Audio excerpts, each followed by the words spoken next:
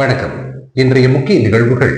புதுச்சேரியின் புதிய கவர்னராக பதவியேற்க உள்ள கைலாசநாதன் புதுச்சேரி வருகை. முதலமைச்சர் ரங்கசாமி, சட்டப்பேரவை தலைவர் செல்வம், அமைச்சர் பெருமக்கள், சட்டமன்ற உறுப்பினர்கள் உள்ளிட்ட அதிகாரிகள் உற்சாக வரவேற்பு. நகராட்சி மற்றும் கொம்யூன் பஞ்சாயத்து ஊழியர்களுக்கு புதுச்சேரி அரசே நேரடியாக சம்பளத்தை வழங்க வேண்டும் உள்ளிட்ட 12 அம்ச கோரிக்கைகள் வலியுறுத்தல். நகராட்சி ஊழியர்கள் சட்டப்பேரவை முன்பு கண்டன ஆர்ப்பாட்டம்.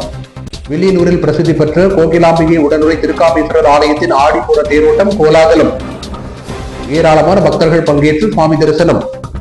மிகவும் பழமை வாய்ந்த நெல்லித்தோப்பு புனித விண்ணேற்பு அன்னை ஆலயத்தின் 173ஆம் ஆண்டு பெருவிழா கொடியேற்றத்துடன் துவக்கம். ஏராளமான கிறிஸ்தவர்கள் பங்கேற்று பிரார்த்தனை. இனி விரிவான நிகழ்வுகள். புதுச்சேரியின் புதிய கவர்னராக பதவியேற்க உள்ள கைலாசநாதன் புதுச்சேரிக்கு வருகை தந்ததை அடுத்து அவரை முதலமைச்சர் ரங்கசாமி, சட்டப்பேரவை தலைவர் ஏம்பலம் செல்வம், அமைச்சர் பெருமக்கள் மற்றும் சட்டமன்ற உறுப்பினர்கள் உள்ளிட்ட அதிகாரிகள் உற்சாகமாக வரவேற்றனர். புதுச்சேரி கவர்னராக பதவி வகித்து வந்த CP ராதாகிருஷ்ணன் பணியிட மாற்றம் செய்யப்பட்டதை அடுத்து புதுச்சேரி மாநிலத்தின் புதிய கவர்னராக பதவியேற்க உள்ள கைலாசநாதன் புதுச்சேரி வந்தடைந்தார். முதலமைச்சர் ரங்கசாமி, சட்டப்பேரவை தலைவர் செல்வம், அமைச்சர் பெருமக்கள், சட்டமன்ற உறுப்பினர்கள், தலைமைச் செயலர் சரத் சௌகான், அரசு செயலர்கள், காவல்துறை IG அஜித்குமார் சிங்லா மற்றும் கவர்னர் மாளிகை அதிகாரிகள் கவர்னர் மாளிகையில் அவரை உற்சாகமாக வரவேற்றனர்.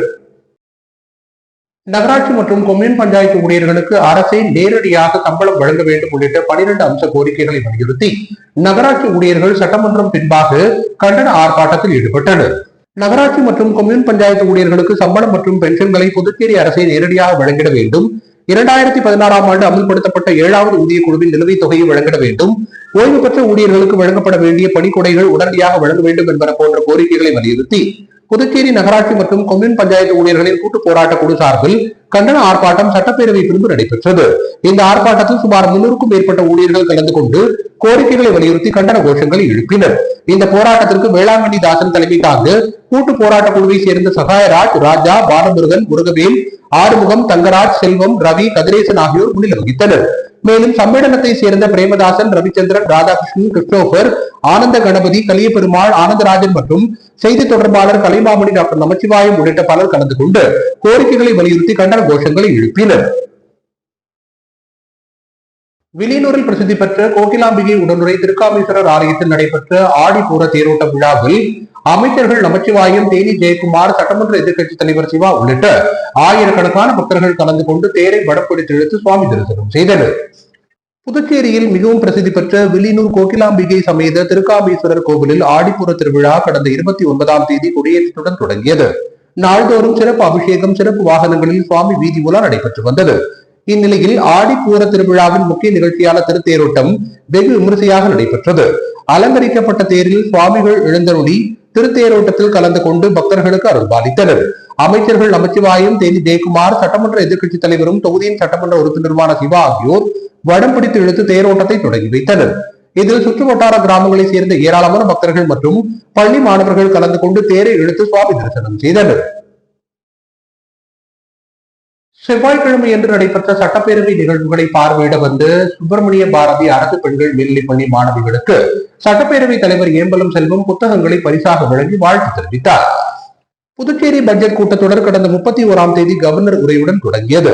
தொடர்ந்து 2ஆம் தேதி 12,700 கோடி ரூபாய்க்கான பட்ஜெட்டை முதலமைச்சர் ரங்கசாமி தாக்கல் செய்தார். இந்நிலையில் புதுச்சேரி சுப்பிரமணிய பாரதி அரசு பெண்கள் மேல்நிலைப்பள்ளி மாணவிகள் சட்டப்பேரவை நிகழ்வுகளை பார்வையிட வந்தனர். சட்டப்பேரவைக்கு வந்த அவர்களை சபாநாயகர் செல்வம் வரவேற்று புத்தகங்களை பரிசாக வழங்கி வாழ்த்துக்களை தெரிவித்தார்.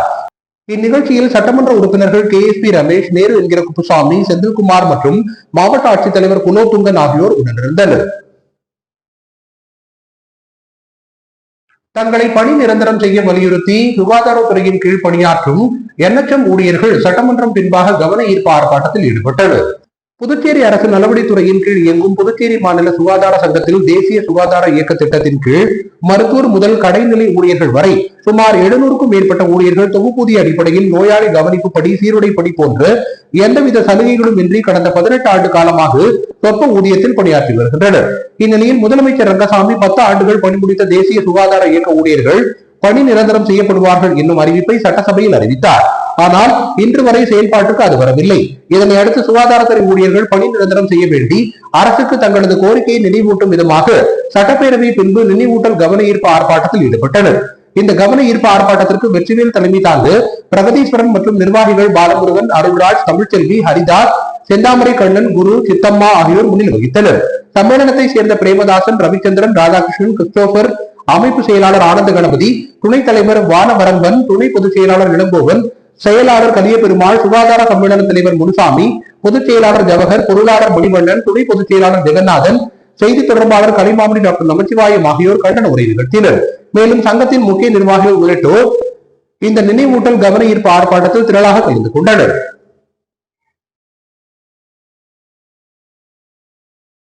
முதலமைச்சர் ரங்கசாமியின் பிறந்த நாளை ஒட்டி புதுச்சேரி மாநில திருமண மண்டப உரிமையாளர்கள் நலச்சங்கத்தினர் முதலமைச்சர் ரங்கசாமியை அவரது இல்லத்தில் நேரில் சந்தித்து பிறந்த நாள் வாழ்த்துக்களை தெரிவித்தனர்.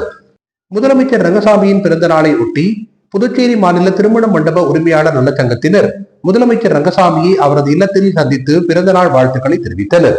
இந்நிகழ்ச்சியில் திருமண மண்டப உரிமையாளர் நலச்சங்கத்தின் தலைவர் இசைக்கலைவன், துணைத் தலைவர்கள் மணி, கலைக்கோவன், பொதுச் செயலாளர் மோகனசுந்தரம், பொருளாளர் மண்ணாங்கட்டி, முன்னாள் தலைவர் ராஜேந்திரன், ஐ ரெசிடென்சி உரிமையாளர் ஞானமுத்து, வீரவேல் மற்றும் பலர் பங்கேற்றனர். புதுச்சேரியில் மிகவும் பழமை வாய்ந்த நெல்லித்தோப்பு புனித விண்ணேற்பு அன்னை ஆலயத்தின் 173ஆம் ஆண்டு ஆடம்பர பெருவிழா கொடியேற்றத்துடன் தொடங்கியது. இந்த கொடியேற்ற விழாவில் ஏராளமான கிறிஸ்தவர்கள் கலந்து கொண்டு பிரார்த்தனையில் ஈடுபட்டனர். நெல்லித்தோப்பில் பழமை வாய்ந்த புனித விண்ணேற்பு அன்னை ஆலயம் அமைந்துள்ளது. இந்த ஆலயத்தில் 173ஆம் ஆண்டு பெருவிழா கொடியேற்றத்துடன் தொடங்கியது. முகையூர் ஆயர் நாயகம் சிறப்பு திருப்பலி நடத்தினார். தொடர்ந்து கொடி தேவாலயம் சுற்றுவட்டார பகுதிகளில் ஊர்வலமாக வந்ததை தொடர்ந்து கொடி மரத்தில் கொடியேற்றப்பட்டது. இதில் ஆயிரக்கணக்கான கிறிஸ்தவர்கள் கலந்து கொண்டு பிரார்த்தனையில் ஈடுபட்டனர். வருகிற 15ஆம் தேதி வரை விழா நடைபெறுகிறது. விழாவில் நாள்தோறும் இரு வேளைகளிலும் சிறப்பு திருப்பலி மற்றும் சிறிய தேர்பவனி நடைபெறுகிறது. இதில் பங்கு தந்தைகள், அருட்தந்தைகள் சிறப்பு திருப்பலி நிறைவேற்றுகின்றனர். விழாவின் முக்கிய நிகழ்வான பெருவிழா ஆடம்பர தேர்பவனி வருகிற 15ஆம் தேதி நடைபெறுகிறது. விழாவிற்கான ஏற்பாடுகளை பங்கு தந்தை தேவசகாயராஜ், உதவி தந்தை அக்சலியம் செல்வகுமார் தலைமையில் பங்கு பேரவையினர், பங்கு மக்கள் சிறப்பாக செய்து வருகின்றனர்.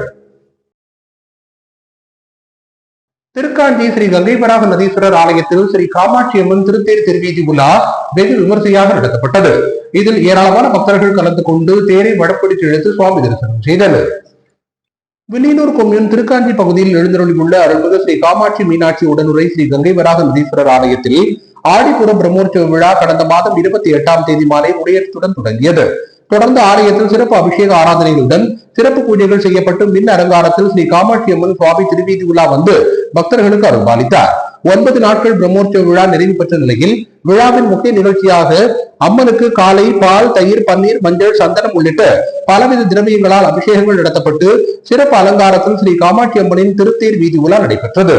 இதில் சிறப்பு விருந்தினராக வேளாண் துறை அமைச்சர் தேனி ஜெயக்குமார், சட்டமன்ற எதிர்க்கட்சி தலைவர் சிவா, இந்து சமய அறநிலையத்துறை செயலர் நெடுஞ்செழியன், ஆணையர் சிவசங்கரன் ஆகியோர் கலந்து கொண்டு சுவாமி தரிசனம் செய்து வடம் பிடித்து தேரை இழுத்து தேரோட்டத்தினை துவக்கி வைத்தனர். விழாவில் உபயதாரர்கள் மோகன், நடராஜன் குடும்பத்தினர்கள் மற்றும் ஏராளமான பக்தர்கள் கலந்து கொண்டு மாட வீதிகளில் தேர் இழுத்து சுவாமி தரிசனம் செய்து வழிபட்டனர். விழாவிற்கான ஏற்பாடுகளை ஆலய நிர்வாக அதிகாரி சரவணன், தலைமை அர்ச்சகர் சரவணன், சிவாச்சாரியர்கள் மற்றும் உபயதாரர்கள், திருக்காஞ்சி கிராமவாசிகள் இணைந்து செய்திருந்தனர். வில்லியனூர் ஆரம்ப சுகாதார நிலையத்திற்கு உட்பட்ட ஆத்துவாய்க்கால் பேட் பகுதியில் நடைபெற்ற டெங்கு ஒழிப்பு களப்பணியில் ஏராளமான களப்பணியாளர்கள் பங்கேற்று பொதுமக்களிடையே விழிப்புணர்வை ஏற்படுத்தினர்.